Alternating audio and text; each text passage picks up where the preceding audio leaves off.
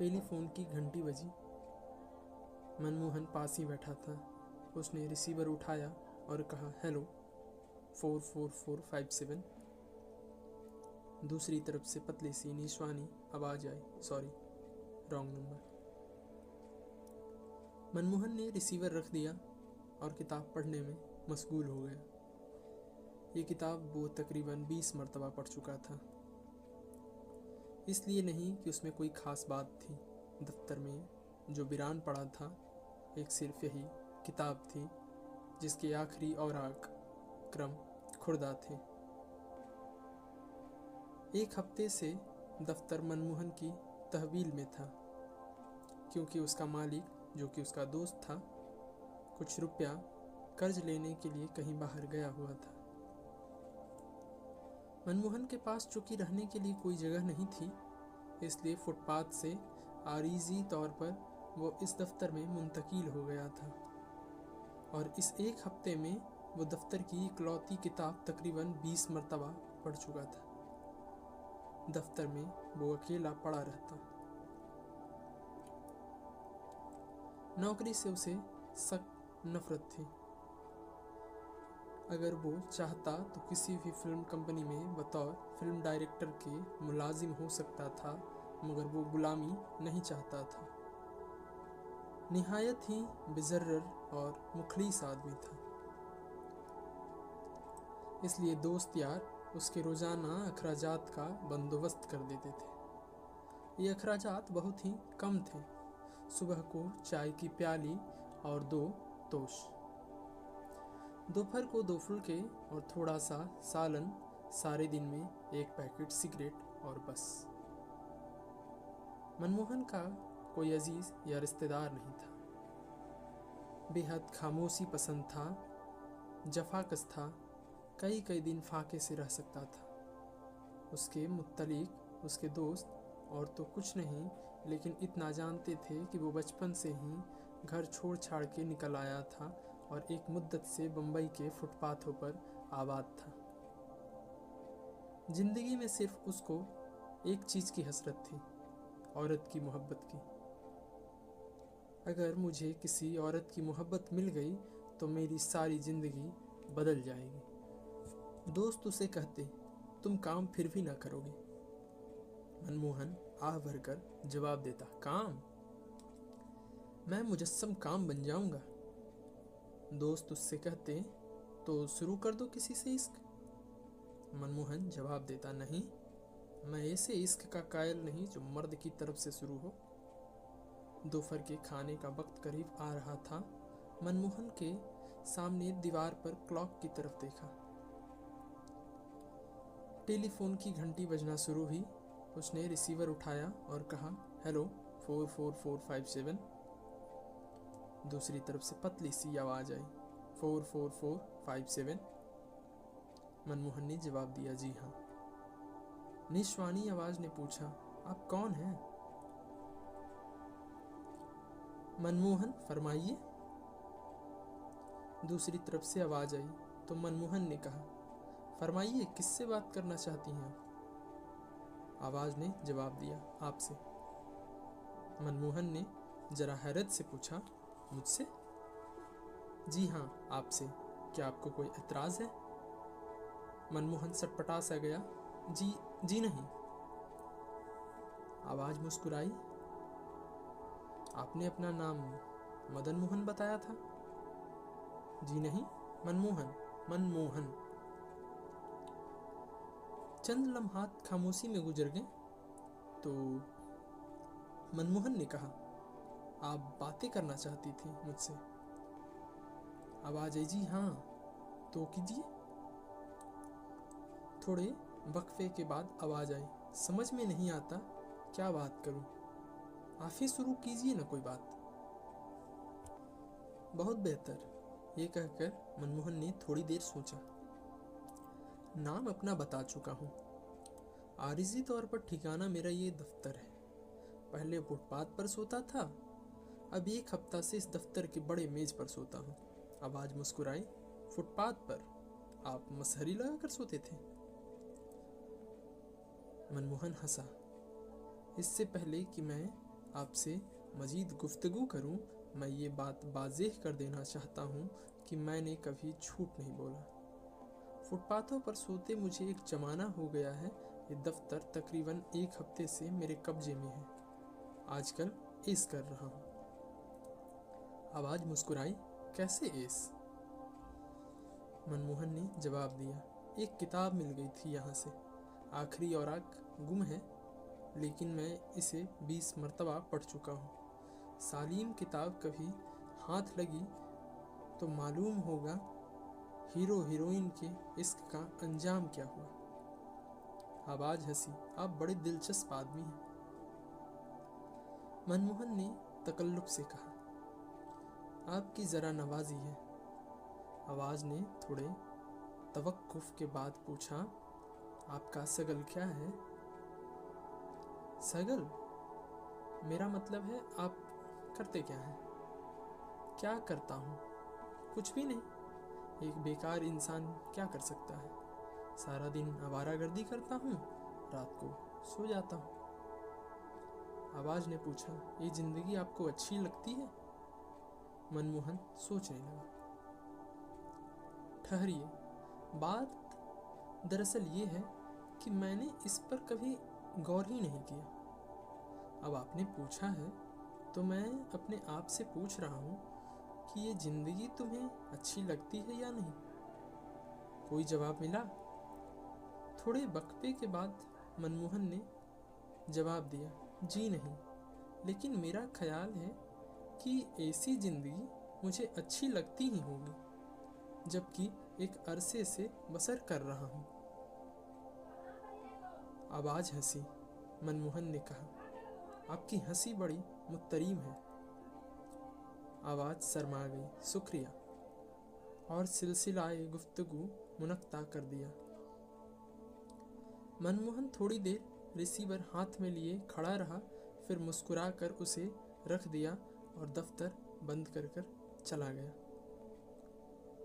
दूसरे रोज सुबह 8 बजे, जबकि मनमोहन दफ्तर के बड़े मेज पर सो रहा था, टेलीफोन की घंटी बजना शुरू हुई। जमाइया लेते हुए उसने रिसीवर उठाया और कहा, हेलो 44457। दूसरी तरफ से आवाज आई, आदाब अर्ज मनमोहन साहब। आदाब अर्ज? मनमोहन एकदम चौंका। ओह, आप? आदाब अर्ज। तस्लीमात। आवाज आई, आप गालिबन सो रहे थे? जी हाँ, यहाँ आकर मेरी आदत कुछ बिगड़ रही है। वापस फुटपाथ पर गया तो बड़ी मुसीबत हो जाएगी। आवाज मुस्कुराई, क्यों? वहाँ सुबह 5 बजे से पहले पहले उठना पड़ता है। आवाज हंसी। मनमोहन ने पूछा, कल आपने एकदम टेलीफोन बंद कर दिया? आवाज शर्माई, आपने मेरी हंसी की तारीफ क्यों की थी? मनमोहन ने कहा, लो साहब, ये भी अजीब बात कही आपने। कोई चीज जो खूबसूरत हो तो उसकी तारीफ नहीं करनी चाहिए? बिल्कुल नहीं, ये शर्त आप मुझ पर आयद नहीं कर सकती। मैंने आज तक किसी शर्त अपने ऊपर आयद नहीं होने दी। आप हंसेंगी तो मैं जरूर तारीफ करूंगा।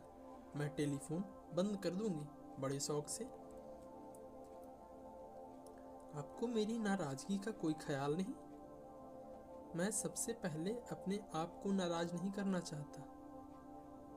अगर मैं आपकी हंसी की तारीफ ना करूं तो मेरा जौक मुझसे नाराज हो जाएगा। ये जौक मुझे बहुत अजीज है। थोड़ी देर खामोशी रही। उसके बाद दूसरी तरफ से आवाज आई, माफ कीजिएगा, मैं मुलाजिमा से कुछ कह रही थी। आपका जौक आपको बहुत अजीज है। हाँ, ये तो बताइए, आपको शौक किस चीज का है?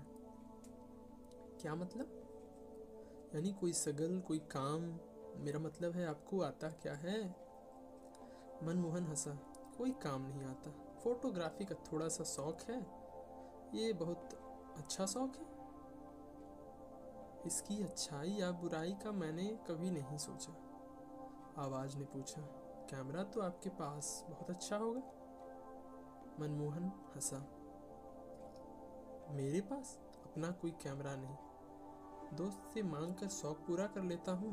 अगर मैंने कभी कुछ कमाया तो एक कैमरा मेरी नज़र में है, वो खरीदूंगा। आवाज ने पूछा, कौन सा कैमरा? मनमोहन ने जवाब दिया, एक्सेप्टा रिफ्लेक्स कैमरा है, मुझे बहुत पसंद है। थोड़ी देर खामोशी रही, उसके बाद आवाज आई। मैं कुछ सोच रही थी। क्या? आपने मेरा नाम पूछा, ना टेलीफोन नंबर दरियाफ्त किया। मुझे इसकी ज़रूरत ही महसूस नहीं हुई। क्यों? नाम आपका कुछ भी हो, क्या फ़र्क पड़ता है? आपको मेरा नंबर मालूम है, बस ठीक है।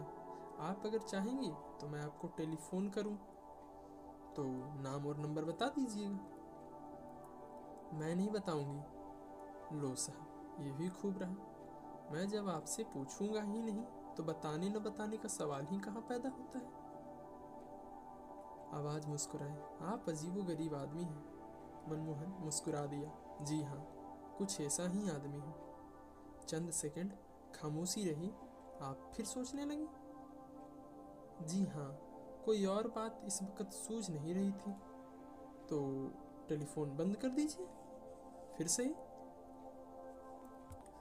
आवाज किसी कदर तीखी हो गई, आप बहुत रूखे आदमी हैं। टेलीफोन बंद कर दीजिए। लीजिए, मैं बंद करती हूँ। मनमोहन ने रिसीवर रख दिया और मुस्कुराने लगा। आधे घंटे के बाद जब मनमोहन हाथ धोकर कपड़े पहनकर बाहर निकलने के लिए तैयार हुआ तो टेलीफोन की घंटी बजी। उसने रिसीवर उठाया और कहा, 44457। आवाज आई, मिस्टर मनमोहन।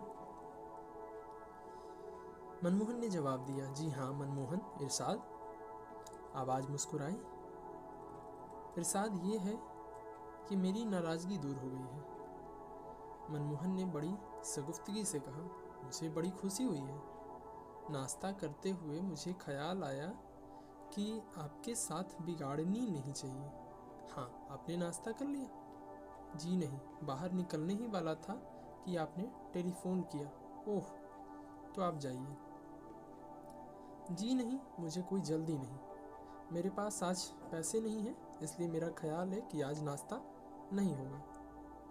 आपकी बातें सुनकर आप ऐसी बातें क्यों करते हैं? मेरा मतलब है, ऐसी बातें आप इसलिए करते हैं कि आपको दुख होता है।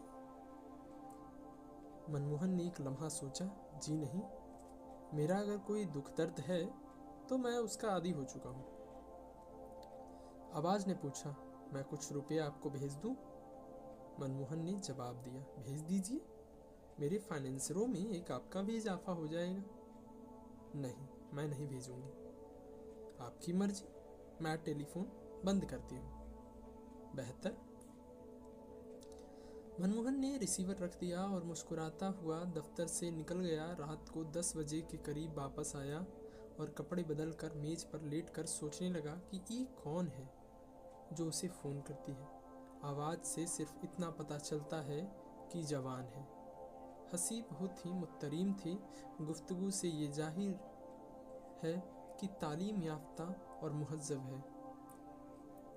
बहुत देर तक वो उसके मुत्तलिक सोचता रहा। इधर क्लॉक ने 11 बजाए, उधर टेलीफोन की घंटी बजी। मनमोहन ने रिसीवर उठाया, हेलो। दूसरी तरफ से वही आवाज़ आई, मिस्टर मनमोहन। जी हाँ मनमोहन, इरशाद। इरशाद ये है कि मैंने आज दिन में कई मरतबा रिंग किया, आप कहाँ गायब थे? साहब बेकार हूँ, लेकिन फिर भी काम पर जाता हूँ। किस काम पर? आवारागर्दी। वापस कब आए? 10 बजे। अब क्या कर रहे थे? मेज पर लेटा आपकी आवाज़ से आपकी तस्वीर बना रहा था। बनी? जी नहीं। बनाने की कोशिश ना कीजिए, मैं बड़ी बदसूरत हूँ। माफ़ कीजिएगा, अगर आप वाकई बदसूरत हैं तो टेलीफोन बंद कर दीजिए। बदसूरती से मुझे नफ़रत है। आवाज़ मुस्कुराई, ऐसा है तो चलिए, मैं खूबसूरत हूँ। मैं आपके दिल में नफ़रत नहीं पैदा करना चाहती। थोड़ी देर खामोशी रही। मनमोहन ने पूछा, कुछ सोचने लगी? आवाज़ चौंकी। जी नहीं, मैं आपसे पूछने वाली थी कि सोच लीजिए अच्छी तरह। आवाज़ हंस पड़ी। आपको गाना सुनाऊं? ज़रूर, ठहरिए। गला साफ करने की आवाज़ आई। फिर गालिब की ये गज़ल शुरू हुई। नुक्ता ची है गमे दिल। सहगल वाली नई धुन थी, आवाज़ में दर्द और खुलूस था। जब गज़ल खत्म हुई तो मनमोहन ने दाद दी, बहुत खूब, जिंदा रहो। आवाज़ शर्मा गई, शुक्रिया, और टेलीफोन बंद कर दिया। दफ्तर के बड़े मेज़ों पर मनमोहन के दिलो दिमाग में सारी रात गालिब की गज़ल गूंजती रही। सुबह जल्दी उठा और टेलीफोन का इंतज़ार करने लगा। तकरीबन 2.5 घंटे कुर्सी पर बैठा रहा, मगर टेलीफोन की घंटी न बजी। जब मायूस हो गया तो एक अजीब सी तलखी उसने अपने हलक में महसूस की। उठकर टहलने लगा।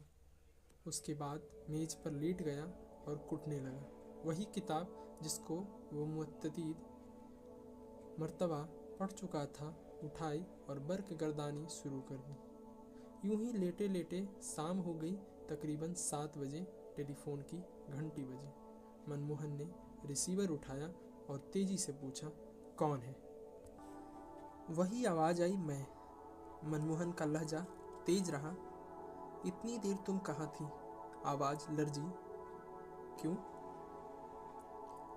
मैं सुबह से यहाँ झक मार रहा हूँ। नाश्ता न किया, न दोपहर का खाना खाया है, हालांकि मेरे पास पैसे मौजूद थे।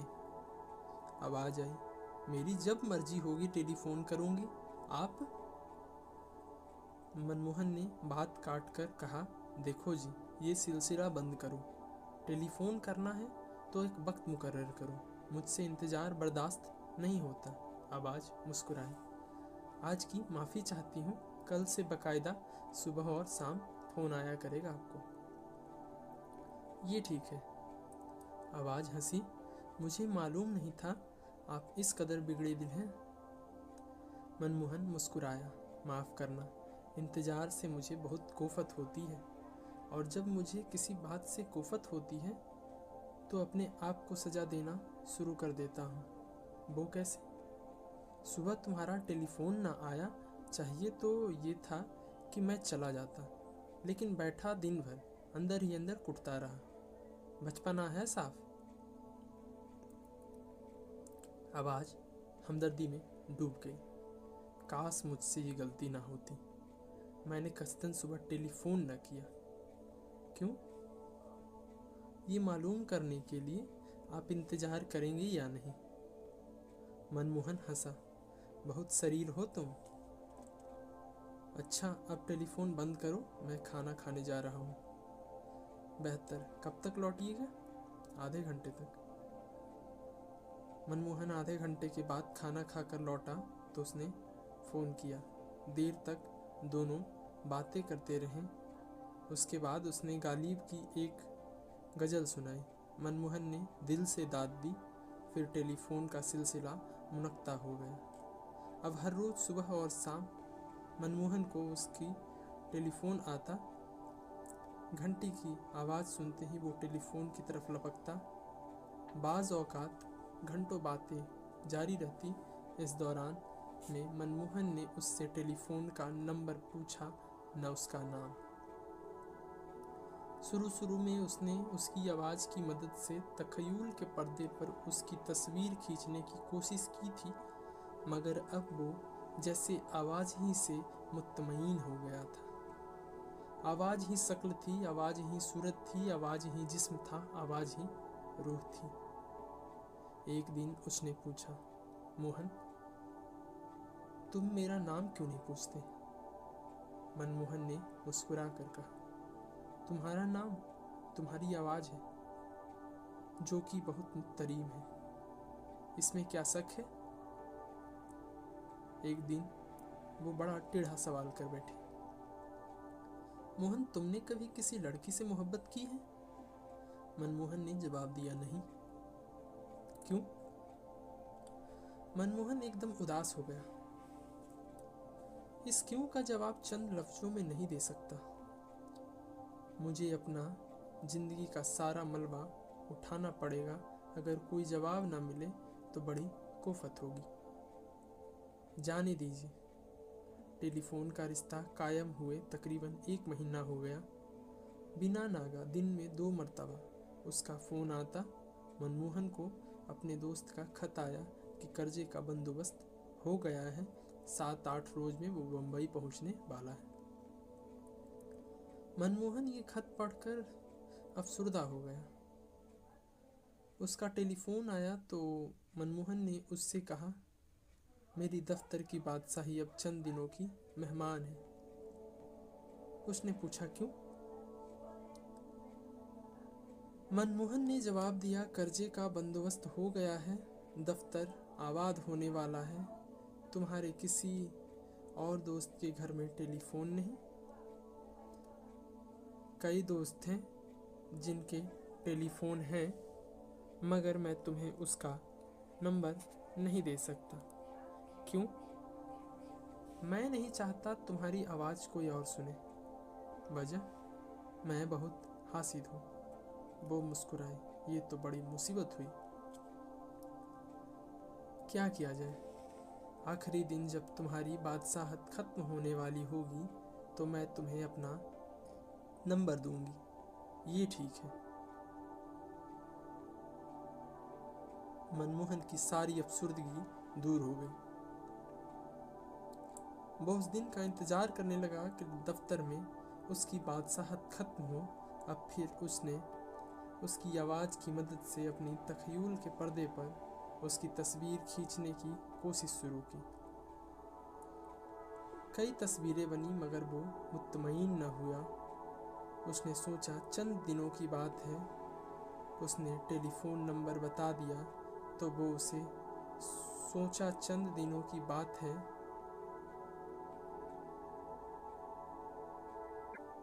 मनमोहन की सारी अफसुर्दगी दूर हो गई। वो उस दिन का इंतज़ार करने लगा कि दफ्तर में उसकी बादशाहत खत्म हो। अब फिर उसने उसकी आवाज़ की मदद से अपने तख़य्युल के पर्दे पर उसकी तस्वीर खींचने की कोशिश शुरू की। कई तस्वीरें बनी मगर वो मुतमईन न हुआ। उसने सोचा चंद दिनों की बात है। उसने टेलीफोन नंबर बता दिया तो वो उसे देख भी सकेगा। इसका ख्याल आते ही उसका दिलो दिमाग सुन्न हो जाता। मेरी ज़िंदगी का वो लम्हा कितना बड़ा लम्हा होगा जब मैं उसको देखूंगा। दूसरे रोज़ जब उसका टेलीफोन आया तो मनमोहन ने उससे कहा, तुम्हें देखने का इश्तियाक पैदा हो गया है। क्यों? तुमने कहा था कि आखिरी दिन जब यहाँ मेरी बादशाहत खत्म होने वाली होगी तो तुम मुझे अपना नंबर बता दोगी। कहा था। इसका ये मतलब है कि तुम मुझे अपना एड्रेस दे दोगी, मैं तुम्हें देख सकूंगा। तुम मुझे जब चाहो देख सकते हो, आज ही देख लो। नहीं नहीं। फिर कुछ सोच कर कहा, मैं ज़रा अच्छे लिबास में तुमसे मिलना चाहता हूँ। आज ही एक दोस्त से कह रहा हूँ, वो मुझे सूट दिलवा देगा। वो हंस पड़ी। बिल्कुल बच्चे हो तुम। सुनो, जब तुम मुझसे मिलोगे तो मैं तुम्हें एक तोहफा दूंगी। मनमोहन ने जज्बाती अंदाज में कहा, तुम्हारी मुलाकात से बढ़कर और क्या तोहफा हो सकता है? मैंने तुम्हारे लिए एक्जेक्टा कैमरा खरीद लिया है। ओह, इस शर्त पर दूंगी कि पहले मेरा फोटो उतारो। मनमोहन मुस्कुराया। इस शर्त का फैसला मुलाकात पर करूंगा। थोड़ी देर और गुफ्तगू हुई। उसके बाद उधर से वो बोली, मैं कल और परसों तुम्हें टेलीफोन नहीं कर सकूंगी। मनमोहन ने तशवीश भरे लहजे में पूछा, क्यों? मैं अपने अजीज़ों के साथ कहीं बाहर जा रही हूँ। सिर्फ 2 दिन की गैर हाजिर रहूँगी। मुझे माफ़ कर देना। ये सुनने के बाद मनमोहन सारा दिन दफ्तर ही में रहा। दूसरे दिन सुबह उठा तो उसने हरारत महसूस की। सोचा कि ये इज़्मिहलाल शायद इसलिए है कि उसका टेलीफोन नहीं आएगा। लेकिन दोपहर एक हरारत तेज हो गई। बदन तपने लगा, आंखों से शरारे फूटने लगे। मनमोहन मेज पर लेट गया। प्यास बार बार सताती थी। उठता और नल से मुंह लगाकर पानी पीता। शाम के करीब उसे अपने सीने पर बोझ महसूस होने लगा। दूसरे रोज वो बिल्कुल निढाल था। सांस बड़ी दिक्कत से आता था। सीने की दुखन बहुत बढ़ गई थी। कई बार उस पर हिज़्यान कैफियत तारी हुई। बुखार की शिद्दत में वो घंटों टेलीफोन पर अपनी महबूब आवाज़ के साथ बातें करता था। शाम को उसकी हालात बहुत ज़्यादा बिगड़ गई। धुंधलाई हुई आंखों से उसने क्लॉक की तरफ देखा। उसके कानों में अजीबो गरीब आवाज़ें गूंज रही थी, जैसे हजारों टेलीफोन बोल रहे हैं। सीने में घुंघरू बज रहे थे। चारों तरफ आवाज़ें ही आवाज़ें थी। चुनांचे जब टेलीफोन की घंटी बजी तो उसके कानों तक उसकी आवाज़ न पहुंची। बहुत देर तक घंटी बजती रही। एकदम मनमोहन चौंका। उसके कान अब सुन रहे थे। लड़खड़ाता हुआ उठा और टेलीफोन तक गया। दीवार का सहारा ले उसने कांपते हुए हाथों से रिसीवर उठाया और खुश्क होठों पर लड़की जैसी जबान फेर कर कहा, हेलो। दूसरी तरफ से वो लड़की बोली, हेलो मोहन। मनमोहन की आवाज़ लड़खड़ाई, हाँ मोहन। जरा ऊंची बोलो। मनमोहन ने कुछ कहना चाहा, मगर वो उसके हलक ही में खुशक हो गया। आवाज़ आई, मैं जल्दी आ गई। बड़ी देर से तुम्हें रिंग कर रही हूँ। कहाँ थे तुम? मनमोहन का सर घूमने लगा। आवाज़ आई, क्या हो गया है तुम्हें? मनमोहन ने बड़ी मुश्किल से इतना कहा, मेरी बादशाहत खत्म हो गई है आज। उसके मुंह से खून निकला और एक पतली लकीर की सूरत में गर्दन तक दौड़ता चला गया। आवाज़ आई, मेरा नंबर नोट कर लो, 50314 50314। सुबह फ़ोन करना। ये कहकर उसने रिसीवर रख दिया। मनमोहन औंधे मुंह टेलीफोन पर गिरा। उसके मुंह से खून के बुलबुले फूटने लगे।